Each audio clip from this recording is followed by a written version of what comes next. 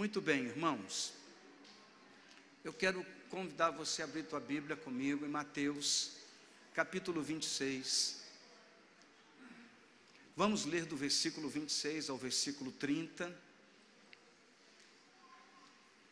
Jesus aqui está instituindo a ceia do Senhor. Amém? Vamos ler? Diga amém comigo. Muito obrigado, Deus abençoe. Enquanto comiam, tomou Jesus um pão e, abençoando, o partiu e deu aos seus discípulos, dizendo: tomai e comei, isto é o meu corpo. A seguir tomou um cálice e, tendo dado graças, o deu aos discípulos, dizendo: bebei dele todos, porque isto é o meu sangue, o sangue da nova aliança, derramado em favor de muitos para a remissão de pecados. Digo-vos que desta hora em diante não beberei deste fruto da videira, até aquele dia em que hei de beber novo convosco no reino do meu Pai. E tendo cantado um hino, saíram para o monte das oliveiras. Amém? Feche os seus olhos, coloca a mão no coração, vamos orar. Pai, pedimos a graça do Senhor, a direção do Teu Espírito e a sabedoria do Senhor para ministrar Tua palavra. Que a Tua unção nos respalde, que possamos todos ouvir a Tua voz, compreender Tua palavra. Dê-nos, ó Deus, um espírito de sabedoria e de revelação para entendermos o mistério desta palavra, que cada um, até aqueles que nos visitam nesta noite, possam entender a palavra do Senhor com uma clareza que vem do Teu Espírito. Em nome de Jesus oramos e pedimos que o Senhor nos abençoe esta noite. Amém e amém. Amém, irmãos? É interessante que existe uma falta mesmo de entendimento a respeito da ceia do Senhor. Muitas vezes a gente participa da ceia sem entender quase nada do que a ceia representa. Por quê? Porque a ceia, a gente tem uma tradição católica muito forte, em que a igreja diz que aqui nos elementos da ceia Jesus está. Mas a Bíblia não ensina isso. A Bíblia ensina diferente. Que o pão tem um simbolismo, o suco da uva tem um simbolismo. Nós não bebemos vinho, não é colocado vinho, é suco de uva, né? E que representa tudo isso? Para entender quando isso aqui está acontecendo, esse aqui está se aproximando do período da Páscoa, e Jesus está preparando todo esse momento. E a preparação da Páscoa, onde todos participavam, o judeu participava, ela começava na quinta-feira, para culminar então na Páscoa. E ela evoca, e ela aponta para o tempo histórico do povo de Israel, onde o povo de Israel sai do Egito.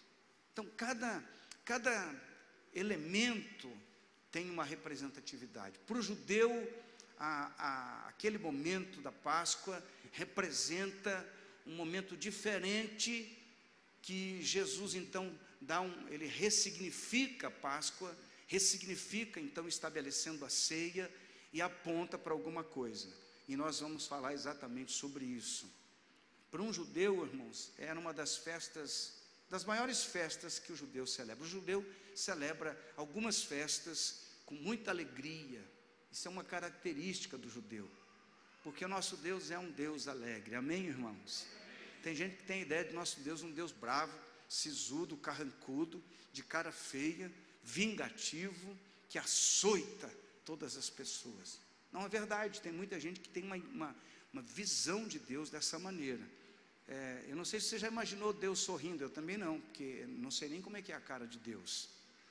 Mas no meu espírito a gente pode sentir a alegria do Senhor, como Deus celebra e como Deus manda o povo celebrar, porque é muito importante a celebração diante do Senhor.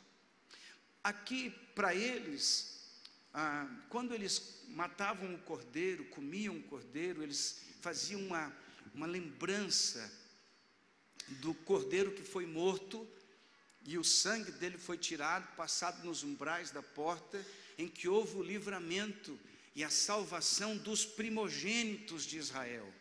Os irmãos lembram disso? Já deve ter visto o filme, alguns leram, outros nunca leram, mas está lá registrado na palavra, e aquilo foi um momento de libertação. O pão ázimo, que era aquele pão sem fermento, faz menção da pressa do povo, que eles saíram do Egito e foram muito rápido, e saíram dali fugidos praticamente, né? Deus deu a libertação, mas vamos sair rapidinho, vamos embora, porque não dá mais para ficar nessa terra, e enfim, vamos sair. Mas Jesus faz uma outra leitura. Nesse momento aqui, Jesus está dando um outro significado. Ele está tomando esse momento da ceia, junto com os apóstolos, e ele fala: olha, esse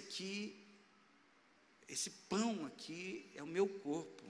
Aí você fica pensando, meu Deus, o que ele quis falar com isso? Eu imagino, inclusive, os discípulos ali perto. Mas como assim, esse pão é o meu corpo? Ficou uma interrogação lá no coração daqueles irmãos, até aquele momento.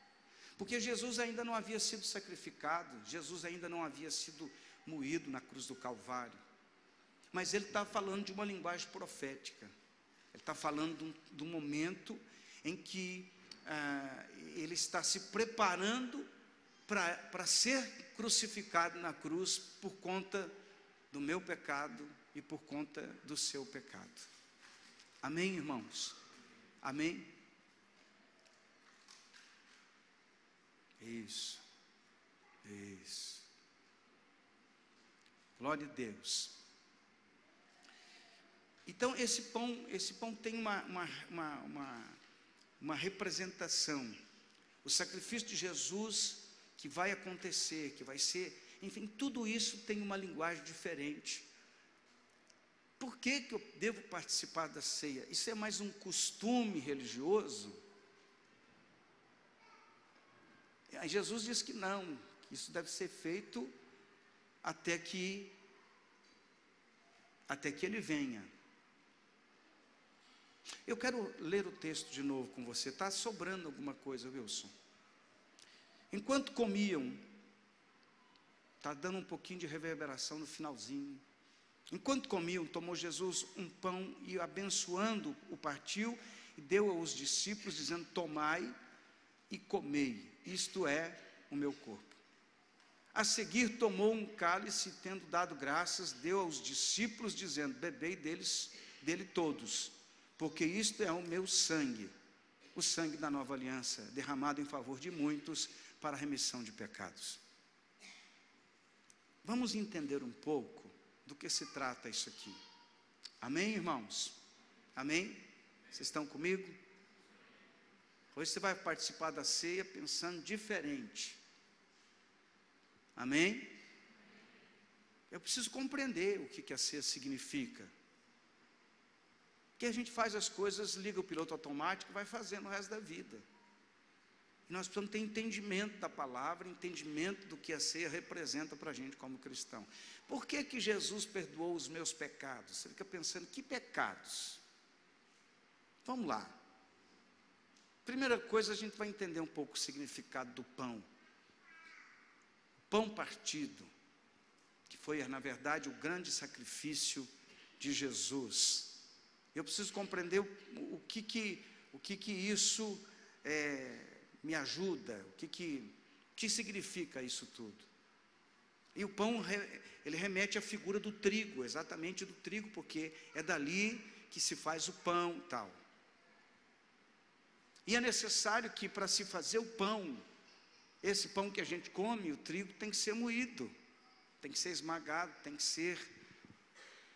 se tornar quase que um pó. Porque se não fizer isso, não serve para muita coisa. E aqui nós vemos essa figura dizendo que para o trigo se tornar um alimento, ele precisa ser esmagado. E Jesus fala a respeito dele mesmo e diz: eu sou o pão da vida. Ele está fazendo referência que ele, para se tornar alimento para a nossa alma, para edificar a nossa vida, ele teria que ser moído. E assim ele o fez. Eu me lembro de Pedro, que tentou, quando Jesus está dizendo assim: eu estou indo para a cruz, e Pedro, aquele jeitão dele, não é? Jesus, faz isso não, para com essa brincadeira, fica aí no meio da gente, o senhor é tão gente boa, o senhor é legal para arrebentar, a gente volta e meia está por aí, o senhor faz, e aí acontece um milagre aqui, acontece um milagre ali, alguém é curado, o cego vê, o leproso é limpo, o paralítico anda, o morto ressuscita, o senhor é muito gente boa, não vai para a cruz não, fica aqui conosco. Só que Pedro, que estava andando com Jesus, não entendia o propósito eterno da vinda do Senhor, nem o plano de redenção da humanidade. Pedro queria um cara legal para ficar com ele, um meio super-herói, aquele cara que fazia coisas que ninguém fazia, mas não estava entendendo exatamente a importância de Jesus se tornar esse trigo esmagado, moído, para transformar-se então num alimento para a nossa alma, para a nossa vida. Amém, irmãos? Amém? Por quê, pastor? Porque era necessário que isso acontecesse. Era necessário entender que sem esse processo da morte de Jesus entregar-se no meu e no seu lugar, porque a Bíblia fala assim, irmãos, que o salário do pecado é a morte, e diz que todos pecaram. Não tem esse cara legal, bonzinho, gente boa que não pecou. Algumas pessoas, e você vê isso, tem algumas pessoas que têm um senso de justiça tão elevado, tão grande, que ele diz: não, mas eu sou um cara, eu nem preciso, sou um cara certinho. Tem algumas pessoas até que pensam que o crente, ele é crente porque ele faz as coisas tudo certinho, porque ele paga as contas, porque ele não maltrata ninguém, porque ele é educado, ele é elegante, porque ele é o cara super gente boa, por isso que ele é crente. E não é nada disso, irmão. Na verdade, o mérito não está no homem, o mérito está em Deus. Amém? Então algumas pessoas pensam que serão salvas por si mesmo,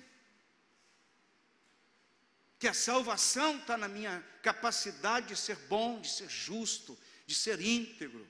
Isso é do caráter do bom cidadão, ser honesto, pagar suas contas, ser um cara, certinho. Isso faz parte do bom caráter, do cidadão de bem. Mas isso não salva ninguém, isso não melhora a condição de ninguém. O que precisa acontecer é que Jesus, então, precisava ser moído, morto, amassado, esmagado no meu e no seu lugar. Porque se dependesse do homem, não era necessário Jesus ter morrido. Você mesmo morria pela sua salvação. Mas a história vai muito mais além. A Bíblia diz, no Salmo 22, versículo 1: Deus meu, por que me desamparaste? Por que se acham longe da minha salvação as palavras do meu bramido?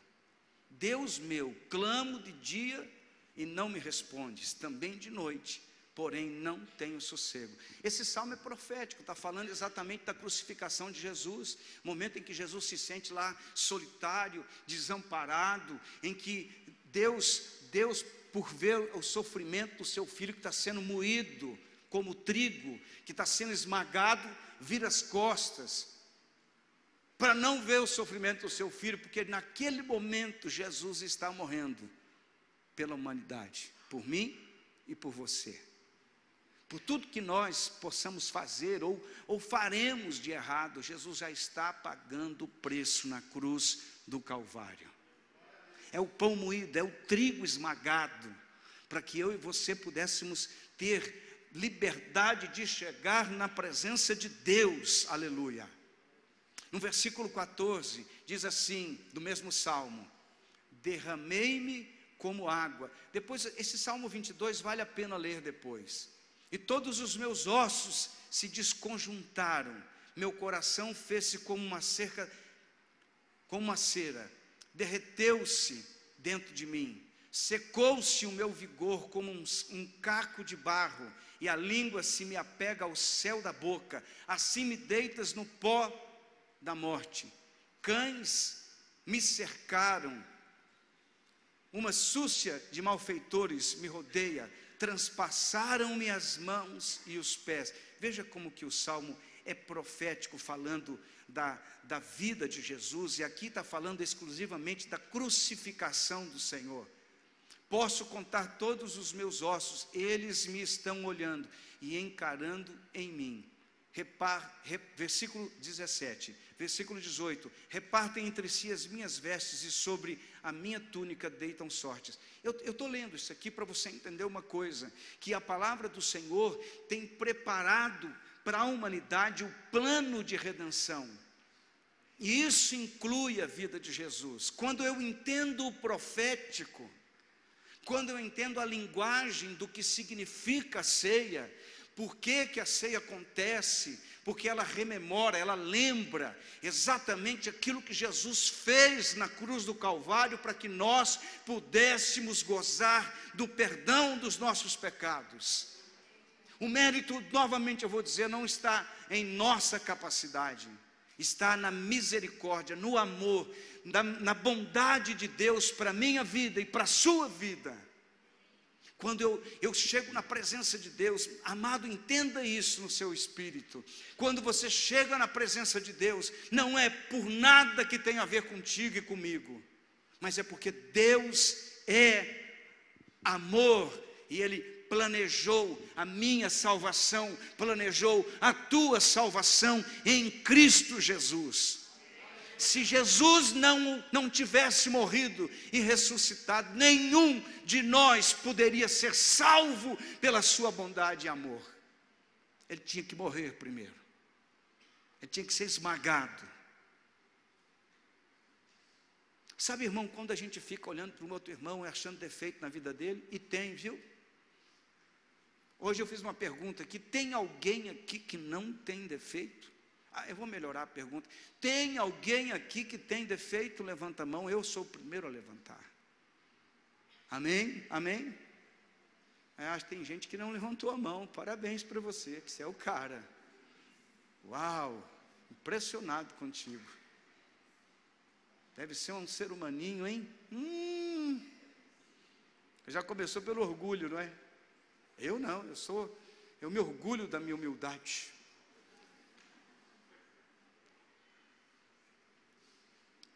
Mas a gente se torna tão religioso que a gente acha no direito de condenar os outros. Já viu isso ou não? Eu sou agora melhor do que o outro, sou melhor do que aquele, sou melhor do que aquele outro. E quando na verdade, se nós melhoramos um pouquinho, melhoramos porque Deus nos tem alcançado, tem nos abençoado, tem nos restaurado pela sua bondade, pela sua misericórdia. Porque eu não sou melhor do que ninguém. Eu gosto de lembrar disso sempre, irmão. Dobro meu joelho, e uma das primeiras palavras, eu acho que a minha vida inteira, eu dobro o meu joelho e vou orar, e eu falo: Senhor, tem misericórdia da minha vida. Tem misericórdia, Senhor, me ajuda. Amém, irmãos? Salmo 69, versículo 21 diz: por alimento me deram fel, e na minha sede me deram a beber vinagre. Tudo profetizado que iria acontecer. Tudo. Não foi nenhuma casualidade. Quem que matou Jesus? Quem matou Jesus foram os judeus, ou foram os romanos, não, quem matou Jesus foi o meu e o seu pecado. Exatamente isso. Por conta da nossa vida, por conta da maldade do nosso coração. Quando você olha a palavra de Deus, você vê lá o Senhor falando: vós que sois maus, sabei dar boas coisas aos vossos filhos. Imagina Deus que é bom. Nós temos na nossa essência, só a misericórdia de Deus. Tanta coisa que precisa ser transformada e mudada. Irmão, eu queria pedir a você, por favor, preste atenção aqui mesmo. Não converse, nem com a sua mãe, com o seu pai, com ninguém. Fique ligado, por favor. O assunto o diabo trabalha muito para tirar essa ideia do que nós precisamos receber aqui.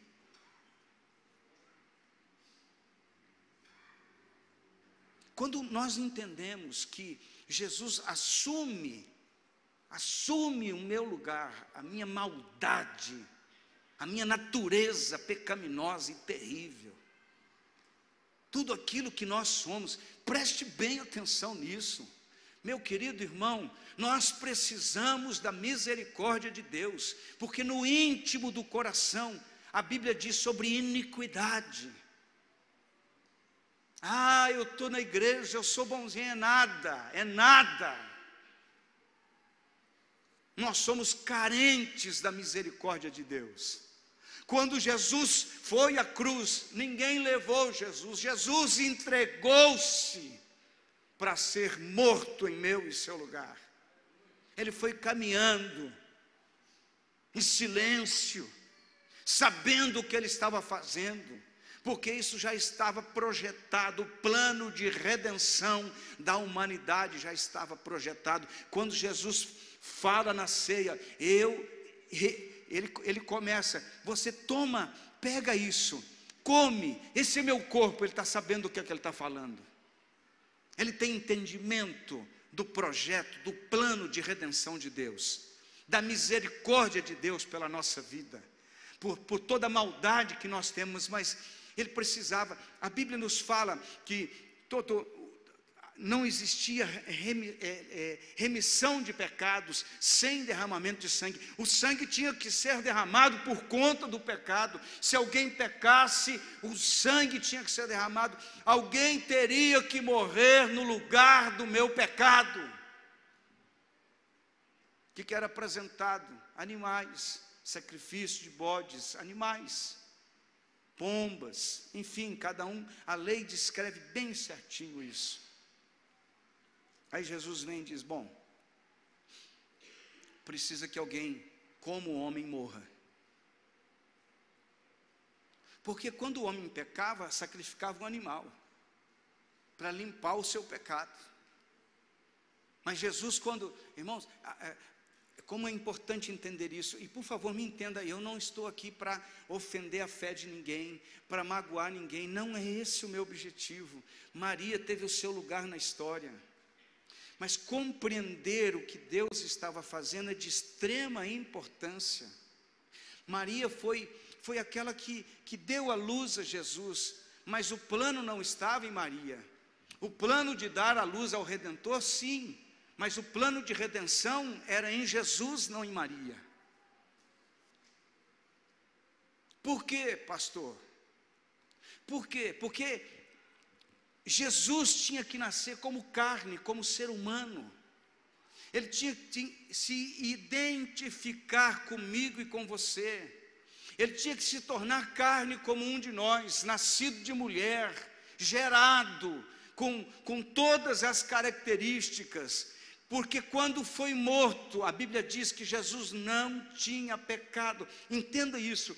O sacrifício de um animal pelo pecado de alguém tinha que ser um sacrifício puro. Aquele animal tinha que ser sem defeito, não podia ser aleijado, não podia ser coxo, tinha que ser um animal, o melhor animal para ser oferecido. no lugar do pecado. E nesse momento o que acontece? Jesus vem e se apresenta como um sacrifício perfeito. Amém, irmãos? Um sacrifício perfeito, um sacrifício sem mácula. E na sua essência a Bíblia diz que Jesus em tudo foi tentado, porém sem pecado. Quando Jesus vai ao matadouro, quando ele vai ser sacrificado, está indo ali um homem que representa o Cordeiro de Deus, que tira o pecado do mundo. Ele vai caminhando em direção à cruz, um homem sem pecado, santo, puro, perfeito, e ele vai dizer: eu sou o Cordeiro perfeito, que tira o pecado do mundo, eu morro no teu lugar, eu morro para que você possa ter vida, eu morro por conta do seu pecado, para que o seu pecado seja perdoado, para que você tenha entendimento que sem a minha morte não há remissão de pecados. Amém, igreja? Então não é de qualquer maneira. Jesus morreu, eu participo da ceia, eu não sei bem o que significa que nós estamos lembrando de uma coisa importante para a nossa vida espiritual. Jesus morreu no meu e no seu lugar. Amém, irmão? Por que o sacrifício? Porque o sacrifício prova que Deus me ama. Amém? Romanos 5,8 diz: mas Deus prova o seu próprio amor para conosco pelo fato de Cristo ter morrido, Cristo por nós, sendo nós ainda pecadores. Ele não morreu porque eu era bonzinho, nem porque você é bonzinho. Não foi por isso. Ele morreu porque a gente era mal mesmo.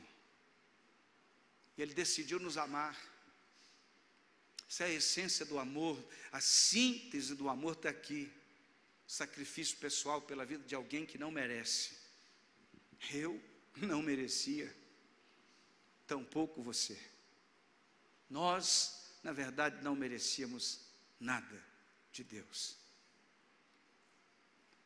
A gente tem uma teologia hoje, no meio da igreja, que é uma teologia distorcida de prosperidade.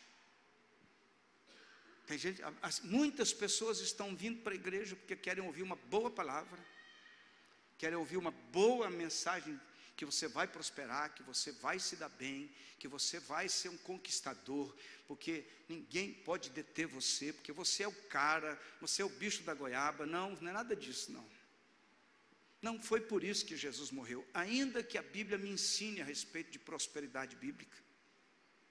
Tem muito crente que desanima na fé porque alguém lhe tratou mal, porque não recebeu o que estava esperando. Eu vou para a igreja para me dar bem. Tem muita gente vindo para as igrejas para se dar bem. O cara vem para a igreja porque agora as coisas vão se resolver. Eu quero dizer que o maior problema da humanidade não é dinheiro, é a vida eterna. Ou você é salvo em Cristo, ou você é redimido pelo amor, pela misericórdia, pelo sangue do Cordeiro, ou você vai morrer e vai para o inferno. Que coisa terrível. Mas é assim que Jesus disse. Se você não receber, você já está condenado. Diz a Bíblia desse jeito. Percebe, irmão, que nesse contexto não entra Maria. Maria fez o seu papel. Agora o papel de redenção da humanidade está em Cristo Jesus, na sua morte e na sua ressurreição, quem de fato Ele é. Irmão, se você vem para a igreja e pensa assim: eu vou para a igreja porque eu vou me dar bem, eu vou dizer para você uma coisa: não é esse o motivo certo para você estar na igreja. O motivo certo é porque você quer, deseja e quer viver para Deus, agradecido pela tua salvação. Esse é o motivo correto. O resto depois Deus vai te acrescentar. O que importa é você ter tudo aqui e ir para o inferno. Pastor, vou me dar bem aqui, vou me dar bem ali, vou fazer isso, vou fazer aquilo, as coisas vão dar tudo certo, não vai ter problema, porque agora Deus é comigo. Se a tua alma não estiver bem, preste bem atenção nisso, que vai valer o resto? O que vai valer o resto, irmão? Alguém pode dizer amém? Eu preciso ter esse entendimento no meu espírito, de que o mais importante é o cuidado com a minha vida espiritual, e para isso Jesus morreu na cruz do Calvário, para que você tivesse os seus pecados perdoados, para que aquela acusação na tua mente, você sabe como é que funciona o pecado, irmão? Pecado oprime, oprime, oprime, até secar os ossos, até angustiar a alma. Pecado é uma coisa que me deixa perturbado. E quando eu digo me deixa, eu estou dizendo do gênero humano. Nos deixa perturbado. Pecado, ele vai corroendo você, vai corroendo.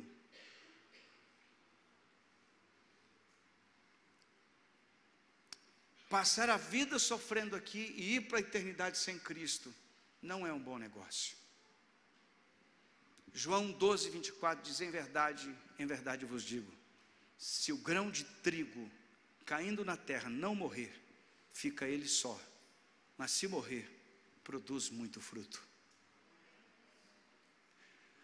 O pai entrega um filho para morrer, para salvar milhares de milhares de milhares de milhares de milhares de milhares de milhares.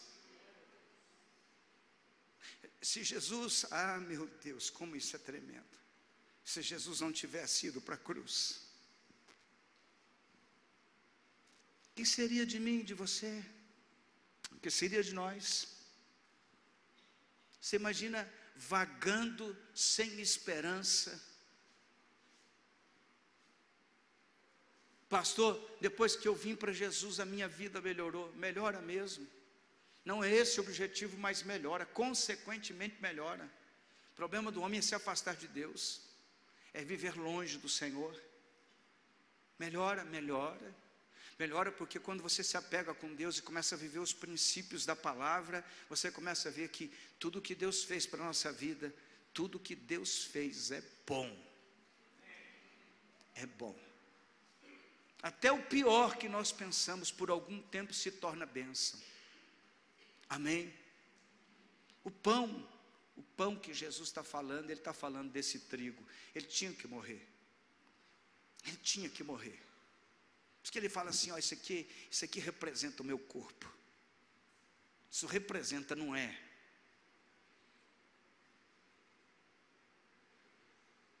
E quando ele fala, porque o corpo de Jesus não pode estar aqui, irmão. Isso é uma linguagem metafórica, espiritual. Ele está dizendo que isso é uma representação. Nós vamos lembrar disso, nós vamos viver isso, nós vamos ter essa comunhão, andar nessa verdade. Por isso que a gente se reúne aqui para participar da ceia do Senhor. Porque nós estamos aqui, eu não sei se você sabe disso, é um dado de estudos. Na igreja primitiva, eles participavam da ceia do Senhor todos os dias. Todos os dias. Os irmãos se reuniam e ceavam. Se reuniam e ceavam. Mas com entendimento, com significado, sabendo por que estavam participando da ceia. O sangue derramado para a remissão de pecados vai tratar exatamente, essa é a segunda coisa, dos pecados na nossa vida. O que o pecado faz conosco? Irmão, primeiro eu preciso entender o que é pecado. O que é pecado? Será que pecado é o quê? É mentir, é roubar, é adulterar, é fornicar? Pecado é o quê? Isaías 59, 2 e 3 diz o seguinte: mas as vossas iniquidades fazem separação entre vós e o vosso Deus, e os vossos pecados encobrem o seu rosto de vós, para que vos não ouça, porque as vossas mãos estão contaminadas de sangue, e os vossos dedos de iniquidade. Os vossos lábios falam mentiras, e a vossa língua profere maldade. Se você puder, anote aí, leia Isaías 59 inteirinho. Aqui o escritor, o profeta, ele está fazendo uma crítica, no bom sentido da palavra, mas ele está apontando para coisas muito internas, que ninguém muitas vezes dá muita bola. Irmão, preste bem atenção, não existe pecadinho e não existe pecadão. Amém? Amém? O que é pecado então, pastor? O que é pecado? Pecado é tudo aquilo que me afasta da comunhão com o Senhor. Sabe um dia quando de repente você chega lá e fica um pouco irado, e faz e fala o que não devia fazer e nem falar, mas aquilo causou problema, ferida, ressentimento, tristeza. Opa, peraí. E é interessante que o que deixa claro que é o pecado está escrito no nosso coração. Não é o pastor que vai chegar. Você já viu essa cena? Talvez já tenha visto. Muda, o pastor está chegando, o crente está chegando, muda. Aí você chega no ambiente, tudo bem, tudo jóia, todo mundo com aquela carinha de santinho. E eu falei, mas será que é a pessoa que constrange? Na verdade, teria que ser o Espírito de Deus, e entender o que vai na nossa consciência, porque muito do que vai na consciência, outro dia me perguntaram, pastor, como é que vai acontecer com aquelas pessoas que nunca ouviram falar de Jesus? Como é que será essas pessoas? Não se preocupe, Romanos fala que ora Deus aprova e ora Deus condena na consciência da pessoa, e você vai ser colocado na balança diante de Deus, segundo aquilo que você tem de conhecimento de Deus. Amém? Amém? O que é pecado? Sonda teu coração, você vai descobrir o que é pecado.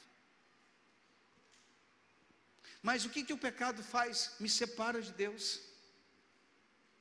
Tem coisas que a gente gosta tanto, mas me separa de Deus.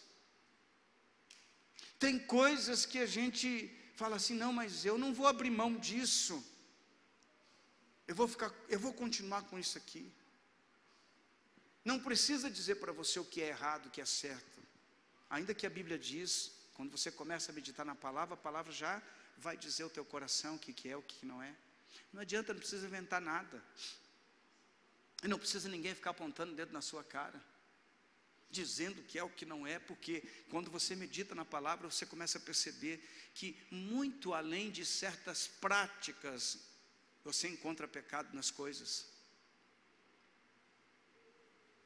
Jesus vai muito fundo nisso.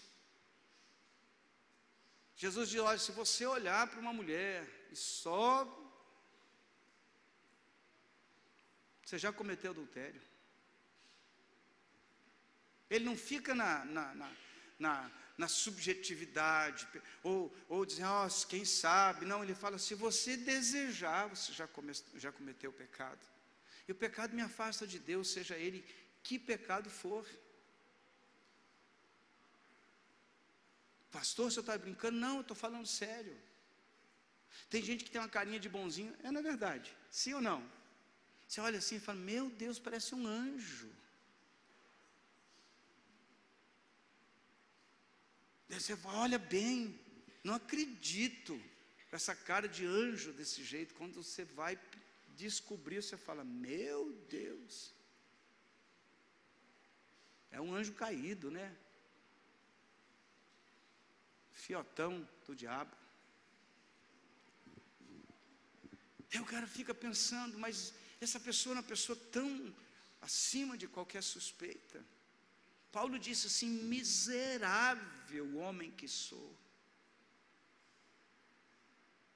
Quando você tem um entendimento real da palavra, você não fica culpabilizando os outros. Você começa a olhar para você e fala assim: eu preciso da misericórdia do Senhor. O que vai me lavar de tanta maldade, de tanta coisa terrível? Gênesis 3:24 fala uma coisa interessante: e expulsou o homem, colocou querubins ao oriente do jardim do Éden, e o refulgir de uma espada que se revolvia para guardar o caminho da árvore da vida. Sabe o que acontece com o pecado, irmão? Talvez, sem entender, o Éden representa o lugar de bênção de Deus, do favor de Deus. Quando você está vivendo em pecado, você é expulso desse ambiente de glória e de bênção. Essa é a verdade. Você está entendendo bem esta palavra? Amém? Pastor, eu não posso viver de qualquer maneira. Você pode viver do jeito que você quiser, mas eu posso lhe garantir uma coisa: Deus deseja transformar a tua história, a tua vida, teu caminhar. Deus deseja que a bênção dele alcance a tua vida e a vida da tua família. Deus deseja que você vá além do que você tem ido, que você melhore, não que seja melhor do que os outros, mas que seja melhor do que você tem sido a cada dia. Deus está trabalhando na sua vida, porém o pecado faz isso conosco, nos afasta do ambiente de glória, do ambiente de bênção, do ambiente de milagres. O pecado faz isso conosco. Quando nós não entendemos isso, nós continuamos batendo cabeça por aí. Irmão, preste bem atenção. Tem gente que diz: eu não vou fazer isso, não vou fazer aquilo, porque o pastor não vai gostar. Isso não tem sentido.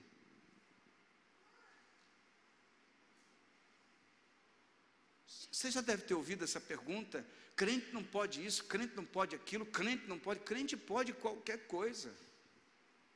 Crente pode adulterar, pode roubar, pode matar, pode usar droga, pode prostituir, pode fazer qualquer coisa. Aliás, você tem liberdade de fazer o que você quiser. Esse problema é teu. Mas aquele que conhece Cristo não faz por causa de pessoas, faz por amor ao Senhor, por temor ao Senhor, por saber que o pecado me afasta do ambiente de milagres, de glória, de presença de Deus, de intimidade, de comunhão, de certeza de salvação. Essa é a questão. Por que eu me santifico? Porque eu temo ao Senhor, porque eu amo ao Senhor, porque quero viver para Ele, porque quero ver Deus na minha vida, na minha casa, na minha família. Irmão, presta bem atenção, a Bíblia diz, você sabe que a Arca da Aliança representa a presença de Deus no Antigo Testamento, e eles estavam levando para a cidade de Davi a arca, e tem aquela cena em que Uzá morre, porque ele toca na arca de maneira indevida e cai morto, e eles decidiram então pegar a arca e deixar na casa de alguém no meio do caminho, Obed-Edom. E a arca ficou na casa dele. E Obed-Edom tratou a arca com a devida reverência. Ele cuidou da arca. Ele zelou da arca. Ele teve cuidado, temor pela presença de Deus ali que representava na arca. A Bíblia diz que naquele pouco tempo que a arca ficou ali, ele prosperou. Olha que coisa, irmão. Olha que coisa. Tem muito crente que não entende que o segredo de ir melhor a cada dia é permanecer na presença de Deus. Você tem que estar andando no Éden de Deus. Você precisa estar na comunhão do Senhor. Você precisa estar na presença de Deus para você ter o favor de Deus na sua vida. Ninguém está aqui para condenar você, para julgar, para coisa nenhuma. Mas nós temos essa consciência, graças a Deus por isso, que o Espírito Santo fala com cada um de nós. Irmão, eu já desisti muitas vezes de tentar converter alguém. Confesso, quando eu era mais novo, eu queria converter as pessoas. Lutei para converter gente, hein? eu descobri que quem faz isso é o Espírito Santo. Só Ele pode mudar o coração do homem. Só o Espírito Santo pode mudar você, irmão. Só o Espírito Santo pode fazer você, deixar você de ser um homem carnal, de um crente meia boca, para se tornar um homem de Deus, uma mulher de Deus, cheio do Espírito Santo, disposto a andar na presença de Deus, dizer não para o pecado. Mas você vai entendendo uma coisa, que o pecado me afasta do lugar de bênção e de glória de Deus. Adão tinha tudo ali, irmão. Ele tinha tudo. A Bíblia fala do primeiro Adão e do segundo Adão, chama Jesus de segundo Adão.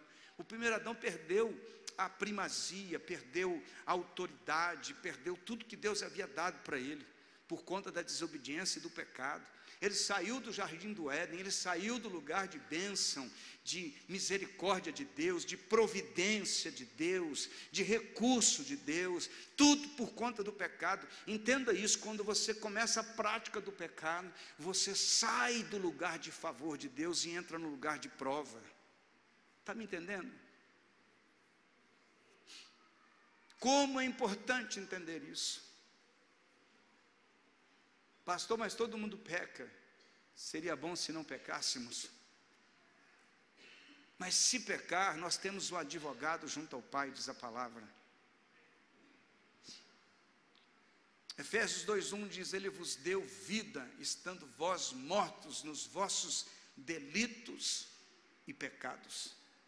Pecado mata. Que coisa terrível. Pecado mata a nossa vida espiritual, pecado mata o nosso relacionamento com Deus, pecado mata a minha vida espiritual. Pecado mata. Ele deu a vida dele por conta da minha vida, para que eu possa ter vida, porque eu estava morto nos meus pecados. Quando você está vivendo em pecado, irmão, você não tem vida nenhuma. Você pode até respirar, o coração pode bater, mas vida espiritual, zero. Hoje existe uma ideia na igreja, da igreja ser inclusiva. Pastor, tem que ser inclusivo, a gente tem que fazer de tudo para rebanhar as pessoas, porque a igreja tem que ser amorosa, porque a igreja não pode falar disso, não pode falar daquilo. Irmão querido, misericórdia, irmão. O que vai ser dessa geração de pregadores que não pregam mais contra o pecado? Quando Deus for pedir conta, Deus, eu enchi a igreja de gente, e os salvos estão aonde? Sabe, meu querido, com muito amor eu estou falando isso. Se você não entender a gravidade do pecado na sua vida, e não correr para Deus e consertar a tua vida, você vai estar dentro da igreja indo para o inferno. Dentro da igreja, só misericórdia de Deus. Eu tenho orado a Deus, tenho orado de verdade. Deus, me dá mais tempo. Eu quero fazer mais pelo Senhor. Eu quero fazer mais, Senhor. Eu quero ganhar mais almas. Mas eu quero ganhar almas para Jesus. Não adianta ser um bom palestrante. Infelizmente tem muito pregador hoje que é um bom palestrante, não prega mais o evangelho, prega o que as pessoas querem ouvir. Você sabe disso, né?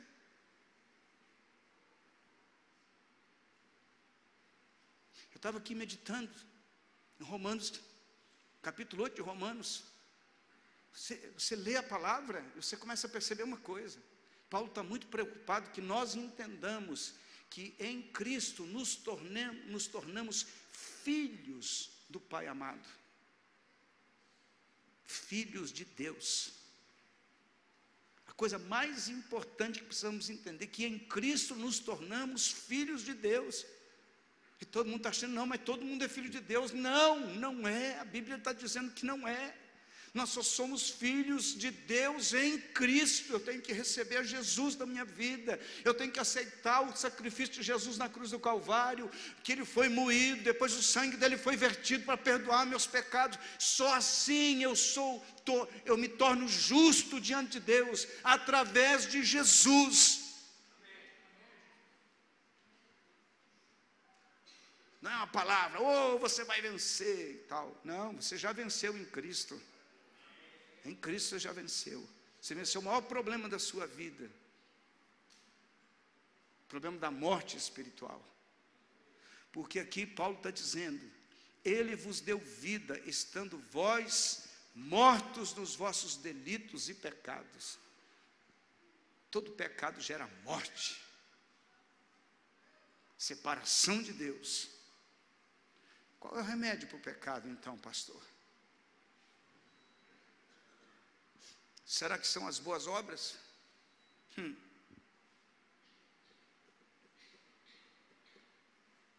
Porque se for as boas obras, quem tem mais recursos, quem tem mais condição, pode fazer muito mais boa obra do que quem não tem, não é? Tito diz o seguinte, Tito 3,5: não por obras de justiça praticadas por nós, mas segundo sua misericórdia, Ele nos salvou mediante o lavar regenerador e renovador do Espírito Santo.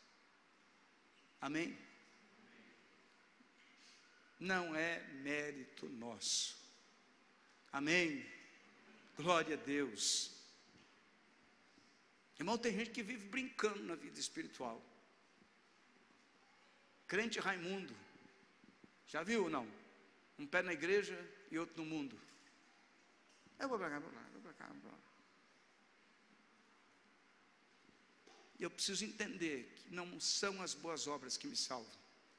Mas eu não posso fazer boa obra? Pode, não para ser salvo, porque você é salvo. Amém?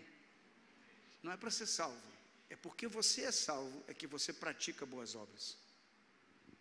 É porque você é salvo, é que você estende a mão. É porque você é transformado, regenerado, nascido de novo, é que você pode se tornar cada vez melhor. Amém, igreja? Eu vou fazer porque eu sou um cara bonzinho. Bonzinho coisa nenhuma. Talvez seria a nossa própria justiça, ou justiça própria. Romanos 7,18 diz o seguinte: porque eu sei que em mim, isto é, na minha carne, não habita bem nenhum, pois o querer, o bem está em mim, não porém o efetuá-lo, porque não faço o bem que prefiro, mas o mal que não quero, esse faço. Essa é uma luta que tem no ser humano, a maldade do ser humano, aquilo que é ruim, aquilo que está lá me separando de Deus. Será que é isso que me salva? Não, porque eu não tenho justiça própria boa o suficiente.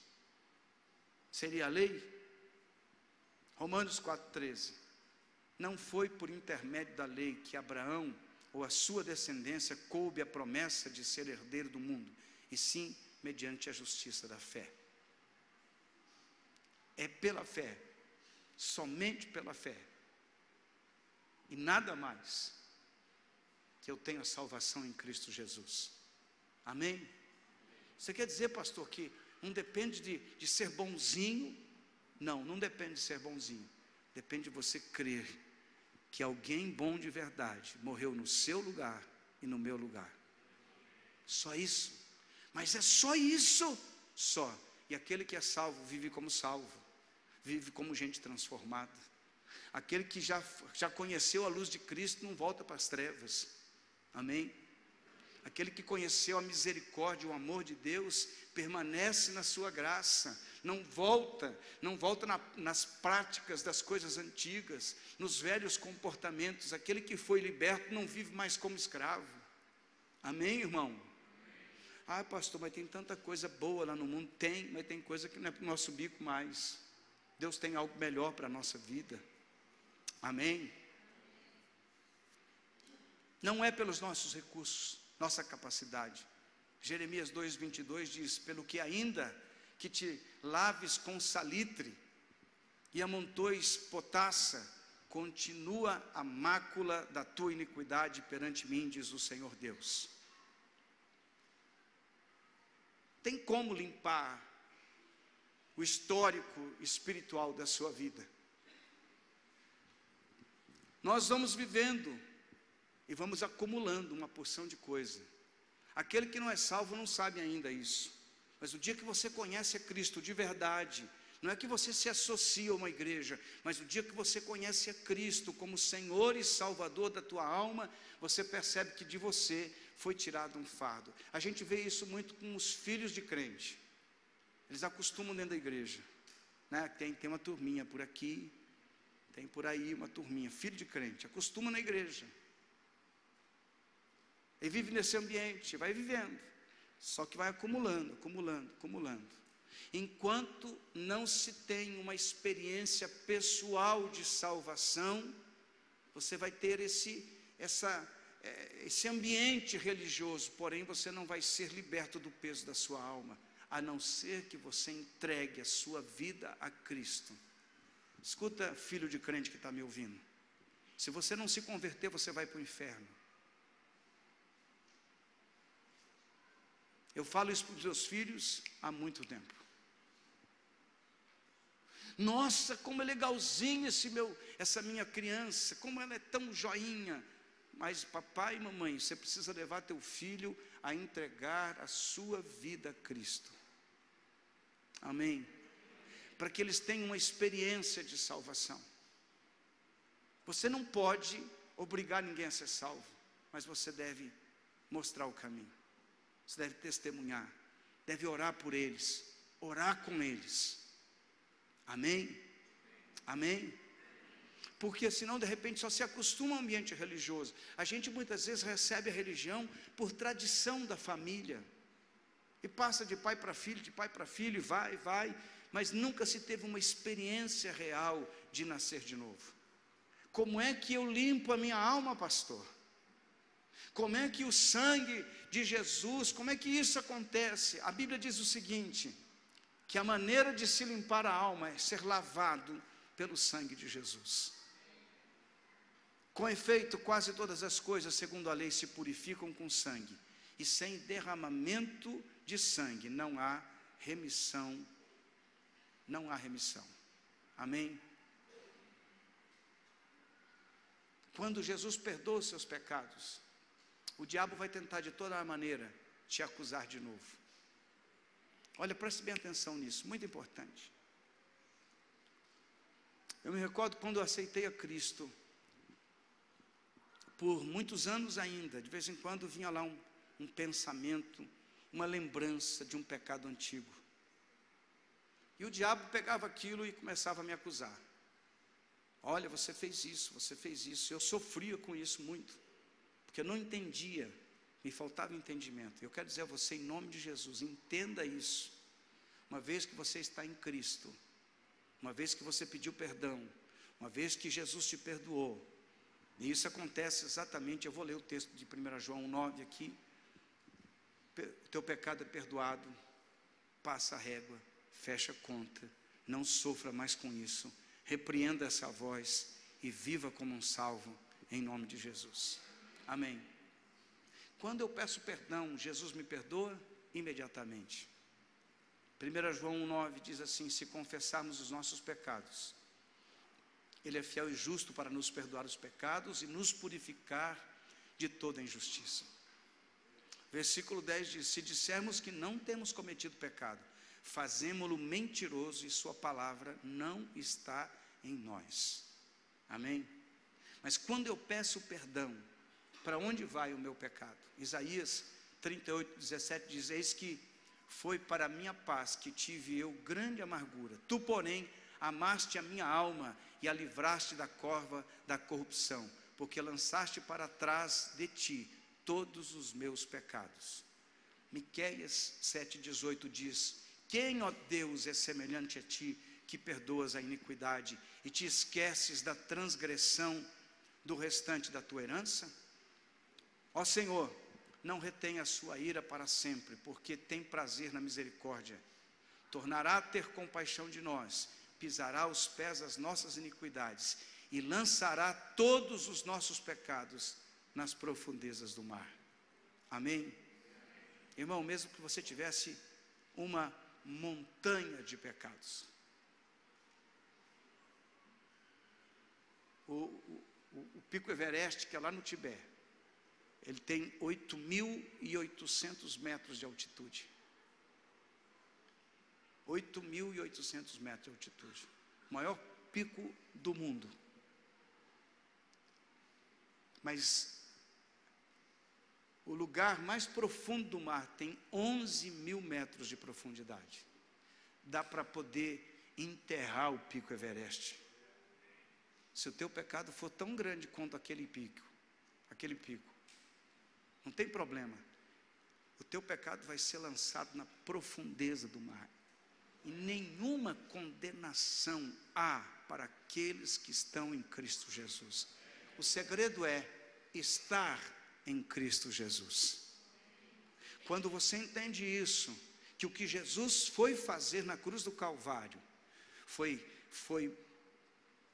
morrer no meu e no teu lugar por causa do nosso pecado, e nos dá então a capacidade de sermos totalmente perdoados de tudo o que fizemos, de toda a maldade, de toda a malícia, de toda a corrupção da nossa alma, do nosso espírito.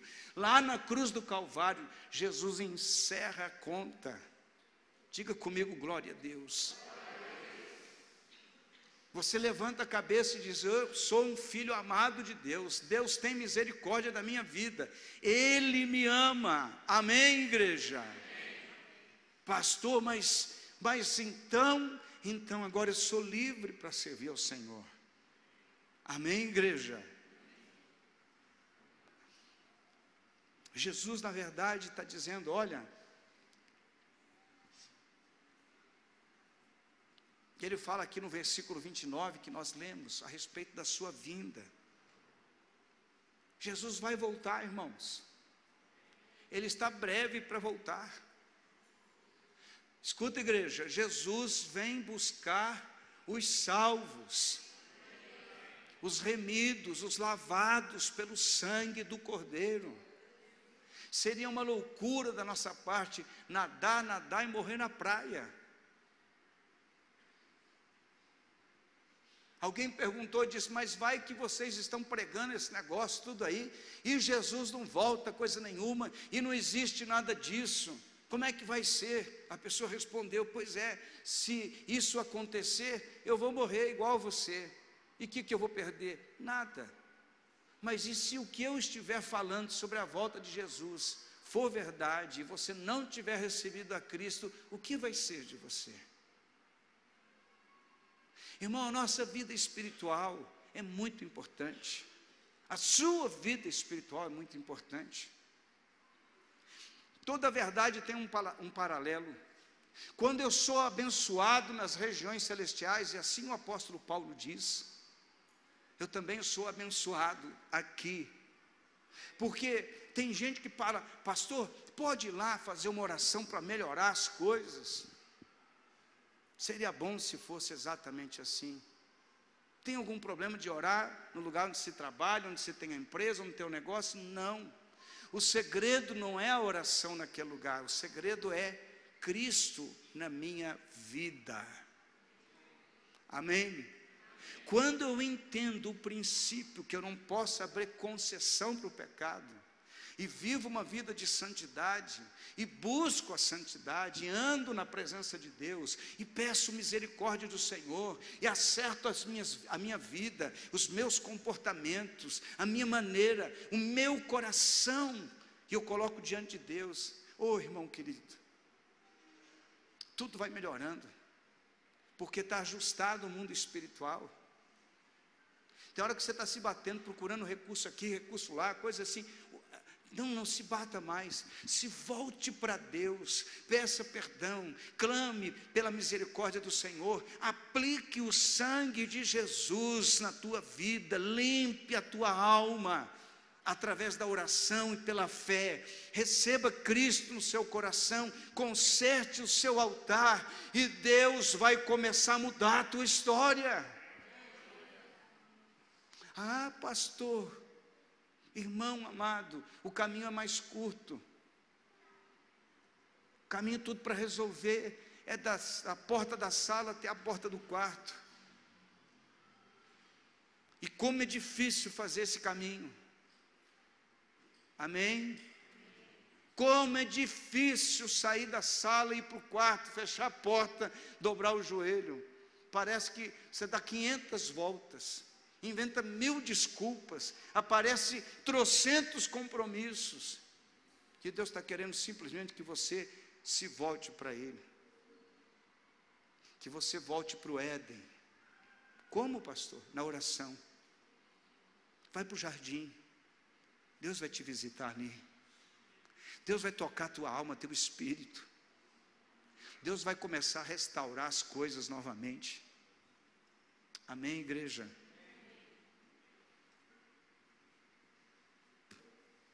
Jesus volta e vem buscar a sua igreja. E a igreja de Jesus não tem nome. A igreja de Jesus é composta, é formada pelos lavados e remidos no sangue do Cordeiro. Não é igreja A, B, C, ou seja, qual for o nome que vai salvar ninguém. Igreja não tem poder para salvar ninguém. Porque a igreja não morreu na cruz do Calvário. E sim, quem morreu na cruz do Calvário foi Jesus, para resgatar, para formar, para edificar a igreja. A igreja vence o mundo. A Bíblia diz, porque as portas do inferno não prevalecerão contra a minha igreja. Esta igreja é formada por pessoas lavadas e remidas no sangue de Jesus. Como é que eu entro na igreja? Quando eu recebo a Cristo no meu coração. Quando eu aceito o que foi feito na cruz do Calvário. Quando eu reconheço que eu não tenho justiça em mim mesmo. Quando eu entendo que preciso de Jesus na minha vida. E não é um dia, eu preciso de Jesus na minha vida, todos os dias da minha vida, até que Ele venha buscar a sua igreja. Eu preciso me voltar para o Senhor, andar com Ele, respirar Ele, falar com Ele, viver para Ele, ter Jesus vivo no coração. Irmão, a pior frustração que existe, e eu como pastor, e eu como pregador, muitas vezes você percebe a pessoa, ela não tem vida espiritual, não tem mais, está vivendo do passado, das lembranças, porque eu fui, porque eu era, porque eu acontecia, porque isso, porque aquilo, porque lá foi, e hoje já não vivo mais nem esperando a volta de Jesus. Jesus vai voltar. Vem buscar os lavados e remidos no sangue do Cordeiro. Vem buscar a sua igreja. É isso mesmo. Pastor, eu queria uma palavra de motivação, de autoajuda. Eu queria uma palavra assim que eu vou arrebentar a boca do balão. Não, irmão. Eu preciso de entender a salvação da minha alma. Amém?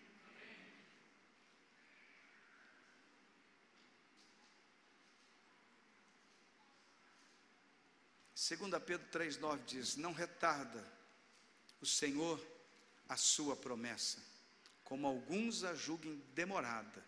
Pelo contrário, Ele é longânimo para convosco, não querendo que nenhum pereça, senão que todos cheguem ao arrependimento. Esse é o plano de Deus. Deus tem muita misericórdia, muita paciência conosco. Pastor, mas Jesus não voltou ainda. Pode voltar a qualquer momento.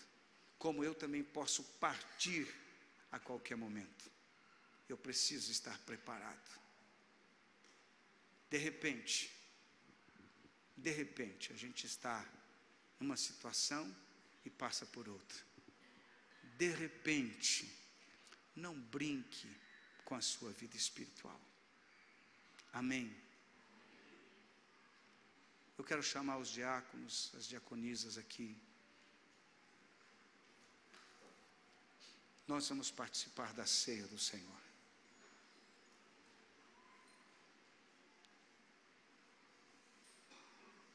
Glória a Deus.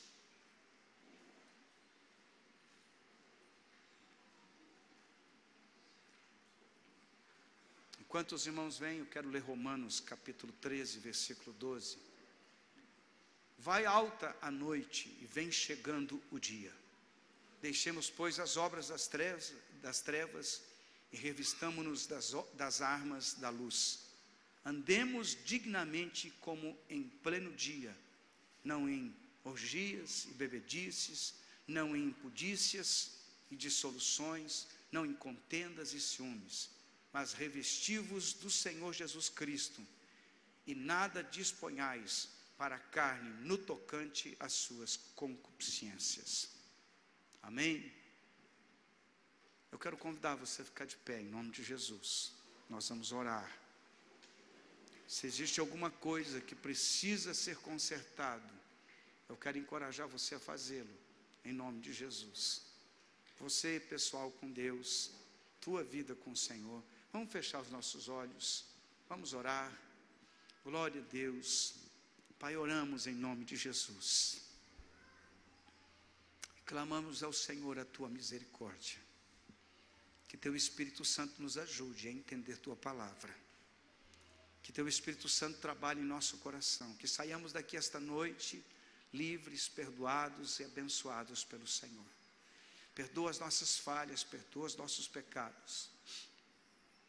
Eu estou orando aqui dessa maneira, mas você pode pedir perdão especificamente a Deus sobre algo que tem controlado a sua vida, que tem te oprimido no que tange a vida espiritual. Perdoe-nos, Senhor, em nome de Jesus. Que o sangue de Jesus seja espargido sobre a nossa vida, que a tua misericórdia nos alcance, que a tua bondade nos transforme, em nome do Senhor Jesus. Perdoa as nossas falhas. Ore comigo, diga assim: Senhor Jesus, eu me coloco na tua presença. O Senhor sabe que eu sou imperfeito, que a minha vida tem muitas coisas que precisam ser restauradas, mas esta noite eu me coloco na tua presença e eu te peço em nome de Jesus que o Senhor perdoe os meus pecados, que o Senhor transforme, Deus, a minha situação espiritual. Limpa-me de todo mal, lava-me de todo pecado, em nome de Jesus. Eu me coloco na tua presença e eu te peço, Senhor, não te esqueças da tua misericórdia e aplica, Senhor, a tua misericórdia sobre a minha vida, no nome de Jesus. Eu te peço perdão, eu me arrependo, em nome de Jesus. Amém. Glória a Deus. Nós vamos consagrar os elementos da ceia. Pai, oramos, consagramos ao Senhor os elementos da ceia. Que tudo isso nos sirva, Senhor, de exortação, de testemunho, de bênção para a nossa vida. Assim oramos no nome de Jesus. Amém. Você pode se assentar. O Ministério de Louvor vai estar adorando. Você pode receber o pão, participa, o suco da uva, em nome de Jesus.